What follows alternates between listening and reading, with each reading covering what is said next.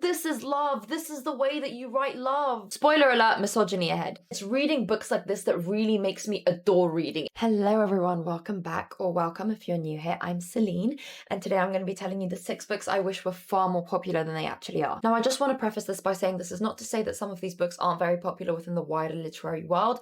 I just mean that I wish they were more popular within the online social media community, TikTok specifically, because I wish more people read these books and discussed them, particularly young people. Also, I don't know if anyone else is like this, but I am, and whenever I want to read a book, it doesn't matter how good your recommendation is, I need to see at least one quote from it to know if it resonates with me and it sits well with me. So if you're anything like that, then you're in luck, because that's what I'm going to do. I'm going to talk about the book and then I'm going to give you 1 or 2 quotes from the book, just to give you a little taste, you know? Okay. Let's begin. The first book I want to discuss, which is one of my all-time favorite books in the entire world. I've read this maybe 3 times, I've annotated it 1,000,000 times, and I've gifted it to 2 of my friends. It's called When the Moon Was Ours by Anna Marie McLemore. This book is magical realism done perfectly. This book is a vulnerable, hauntingly beautiful story that is delicate and tender and intricate in ways that you would not expect from young adult literature. This book is a love story between Mila, a young Latina girl who spills out of a water tower in the middle of a local town and has roses growing out of her wrists at all times, and Samir, a young Italian-Pakistani boy who is just at the heart and the threshold of understanding his gender and identity, and spends most of his time drawing moons across the entirety of town. It's worth noting that this book is actually very loosely inspired by the author's own relationship with her young first love turned marriage with a trans man. Anne Marie's book is a patchwork of poetic writing that never feels overdone. Anna Marie weaves tenderness, love, trauma, and identity crises into a text that is so small you would never expect it to be in such a book. You know, oftentimes when I read books as beautiful as this, I am all too aware of the purple prose nature of it, and it's very difficult to find writing this beautiful and this poetic in an effortless manner as it was done in this book. Another thing that I admire and I love and I praise about this book is that the diversity wasn't tokenized. It wasn't just checked off of a list for the sake of getting it done. Every character, every person, everything about what made them different was done intricately and delicately. And this isn't just about Mila and Sam. This is about the parents and the friends and the side characters and the bullies and people from the past and people from your memories and the fictional characters and the supernatural beings. Every single thing felt so carefully wrought out that it was so inspiring to see that just one author could create this, that just one author could write characters so distinctly different and so woven into one another. And it's not just, you know, cultural identity that was different. It's not just gender identity, but it's also identity in the terms of families and households and the ways that you're raised and the ways you're brought up and the ways that you develop as a person. It's done so fantastically. The book is culturally vibrant and it is individual and it is unique in a way that I have yet to discover in another book, and I read this book 2 years ago. Like, if anyone was to take just a brief look into the inside of this book, they would see colors and lines and essays and think pieces, because I adored every single page. I could write a review of every single chapter of this book, and I think that it was educational in a way that it is digestible and understandable for anyone who reads it. This book did more for me educationally in terms of understanding gender identity than any of the, you know, literary peer-reviewed texts that I've read. And I'm going to read you this passage that really just drilled it into my brain why the use of language is so important for people who struggle with gender identity. The idea of being called Miss or Ms. or worse, Mrs. The thought of being grouped in when someone called out girls or ladies. The endless echoing use of she and her, miss and ma'am. Yes, they were words. They were all just words, but each of them was wrong and they struck to him. Each one was a golden fire ant and they were biting his arms and his neck and his bound flat chest, leaving him bleeding and burning. He, him, Mr., Sir, even teachers admonishing him and his classmates with boys, settle down, or gentlemen, please. These were sounds as perfect and clean as winter rain, and they calmed each searing bite of those wrong words. That one passage did more for me and anyone reading it than any critical writing could have done for me. That empathetic, humanizing, soft, tender, digestible use of explanations for this was so beautiful and so magical, and everything about this book was done perfectly. I want to read you one more quote, which is just the embodiment of love. It is the way love should be written, and it is the way I like consuming love. People here argued about what the moon smelled like. Some said it was a crisp scent, like pressed linen or new paper. Others said no, it was sweet and alive, like night-blooming jasmine climbing on the first warm night of spring. Others swore it was new and silvery, like just washed spoons, still warm from a sink full of hot water and lemon soap. But to her, it was Sam. The metal and paper of his moons, the rose water from his mother's kitchen, the sharp trace of paint and turpentine she only ever picked up when she was close to him. Oh my God, that is love if I've ever read it. That is how love should be written. She was water and he was a moon, his gravity pulling her closer. He was a world unmapped, a planet of valleys and vapor seas no one but he had a right to name. If he let her, she would learn the bays and oceans of him. She would know him as well as he knew the Maria and the moon atlases. Oh, this is love. This is the way that you write love. Yeah, so that's When the Moon Was Ours by Anna Marie McLemore. Next on the list is All About Love by Bell Hooks, which again, like I've said, this is popular as a book within the literary world, but it's just not spoken enough, and I feel like a young audience is exactly who needs to read this. This book defies all generalized notions of what love and loving and relationships should be. It explores it in a difficult, uncomfortable, searing way that makes you have to sit and reconsider everything you've ever been taught about what love is. You know, Bell Hooks discusses the way that media lies to us, the way that capitalism and consumerism teaches you love should be rather than what it actually is. She discusses love for the self, love for community. She discusses the way no one really loves children properly, and everyone treats children as like this disposable thing that will eventually learn and will eventually be brought up to learn, and it's just this burden on our lives, when children are the embodiment of love. They are the exploration, they are the humanization of love in its truest form.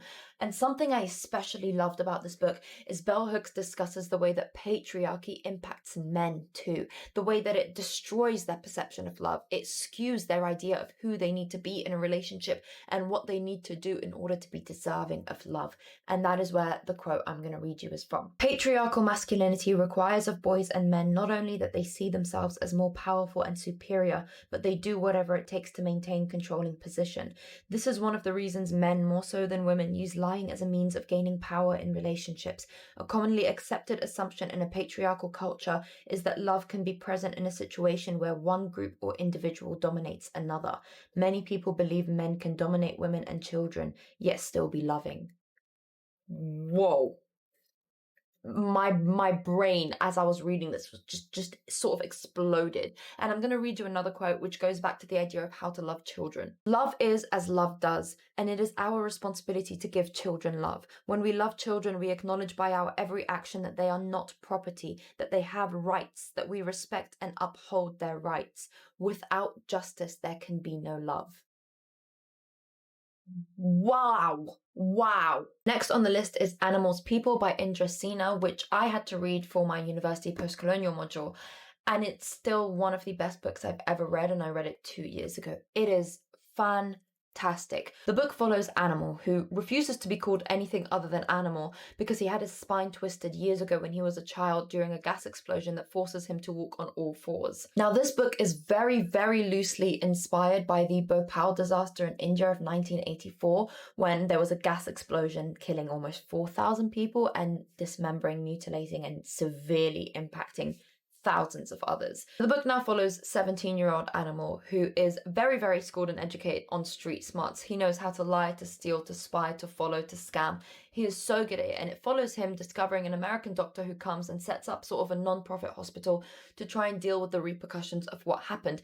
And it is just such a beautiful exploration of his own selfhood and identity as he realizes that the way he behaves and the way that he was affected by the incident, which he calls it, is not normal, and it is not acceptable, and it is, he just does it in such a way that is so beautifully written. Now, the book is a harrowing tale of the consequences of incidents like these, particularly incidents that are forced and caused by Western American intervention in countries that they should not be in.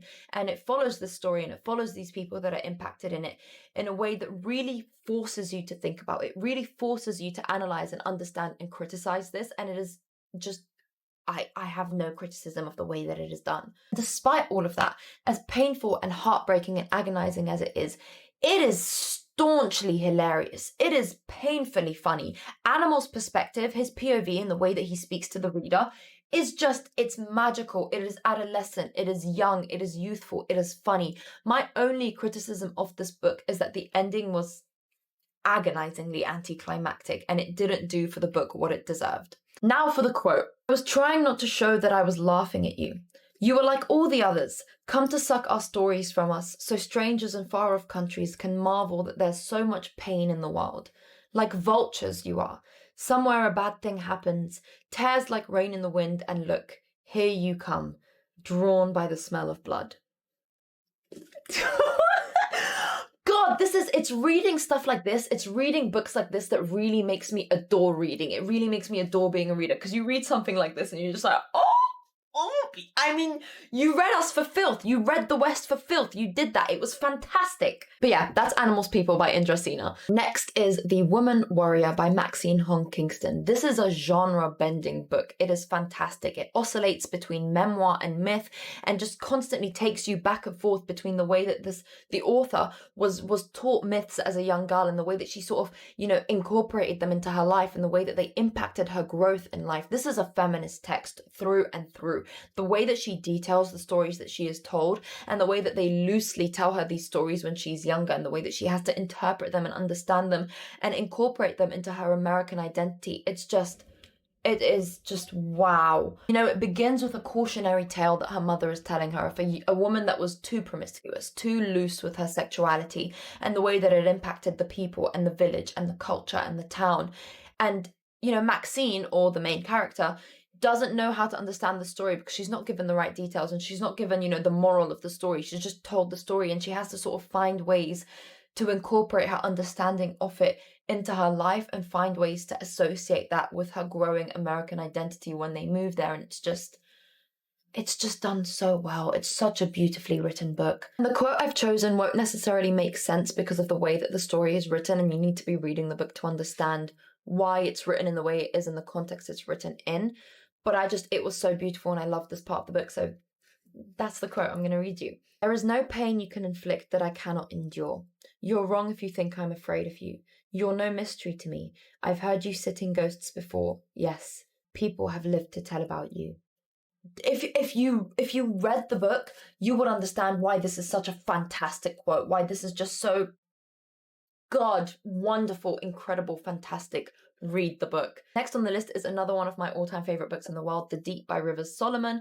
It is a fantastical, magical realism sort of, reimagination of what would have happened to the pregnant slave women who were thrown overboard during the journey towards the Caribbean. It reimagines that they would have survived being thrown overboard and that they would have given birth to their daughters in the form of mermaids, otherwise known as Wajinru in the book they're called, and just forming these communities beneath the sea, deep in the ocean's surface, and finding ways to maintain their history and the memory of who they are. Eventually, as this communities developed, they would just assign the role of historian to one member of the community for each prolonged time period, so that the entire community didn't have to live with the memory and the knowledge of their suffering. And one person was given the burden to bear. One person had to hold on to this memory just for the sake of that memory and that history and who they are to not be forgotten, so that they didn't forget what was done to them.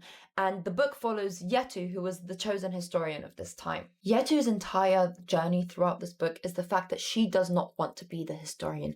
She hates it. It is painful. It is agonizing. Everything she knows about the two legs, which is humans and man, everything she knows about them is agonizing. She doesn't want to know this. She doesn't want to be a part of this. She doesn't want to be the historian. So she runs away on sort of like this journey of self-reflection and self-discovery, and she meets this woman, this two-legged woman, this human woman, and they sort of have this strange relationship, because obviously Yetu can't speak like human language, but she can understand everything the woman says, and it's a strange little relationship that they form. But in doing so, in exploring the two legs and the human beings and what life is like outside of the ocean, with her knowledge of their history, she sort of, comes to this understanding that like being the historian is necessary as much as she hates it. Now, I could sort of be botching this a little bit because it's been a very long time since I've read this book, but that is the brief memory of what I have of it. Yeah, the book explores the idea of holding on to Black identity and Black history despite the pain of it, holding on to gender identity.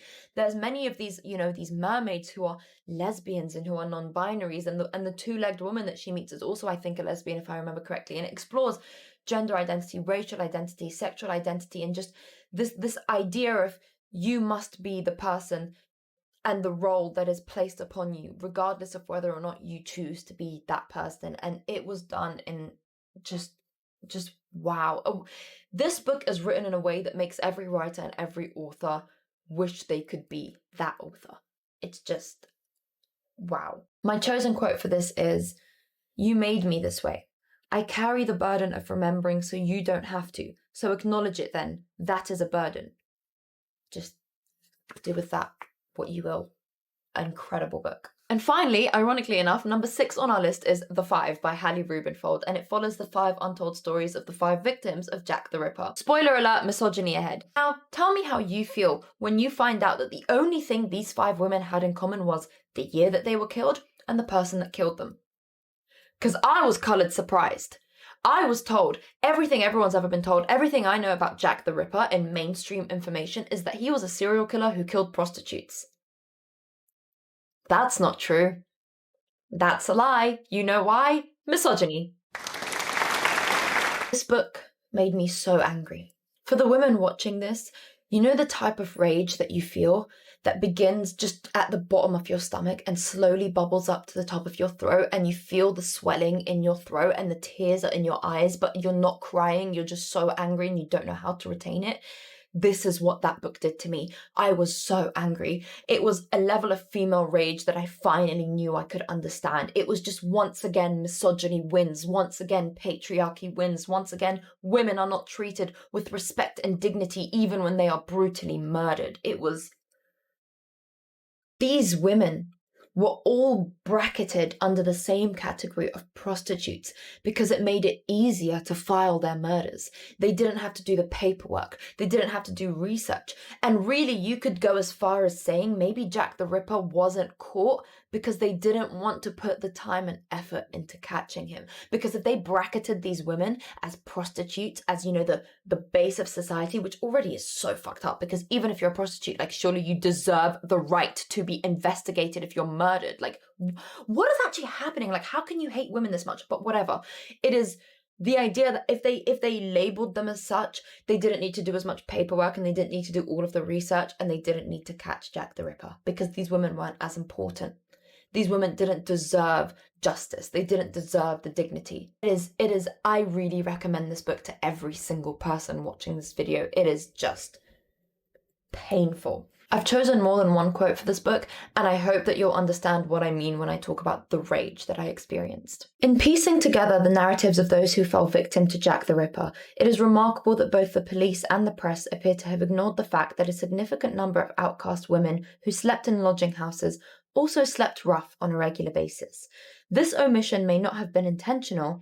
The well-to-do classes simply did not fully appreciate what precisely it meant to be homeless.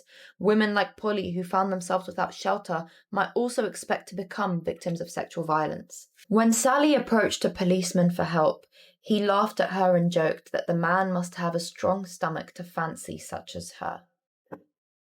The cards were stacked against Polly, Annie, Elizabeth, Kate, and Mary Jane from the day of their births. They began their lives in deficit. Not only were most of them born into working-class families, but they were born female. Before they had even spoken their first words, they were regarded as less important than their brothers. Their worth was compromised before they had even attempted to prove it. And finally, in order to keep him alive, we've had to forget his victims. We have become complicit in their diminishment. When we repeat the accepted Ripper legend in newspapers, in television documentaries, and on the internet, when we teach it to school children without questioning the origins of the story and its sources, without considering the reliability of the evidence or the assumptions that contributed to forming it, we not only assist in perpetuating the injustices committed against Polly, Annie, Elizabeth, Kate, and Mary Jane, but we also condone the basest forms of violence. Ridiculous. The Five by Hallie Rubenpohl. Anyway, that is it from me. Thank you for watching. I hope you read at least one of these books because I will be recommending them for the rest of my life. Thank you. Goodbye.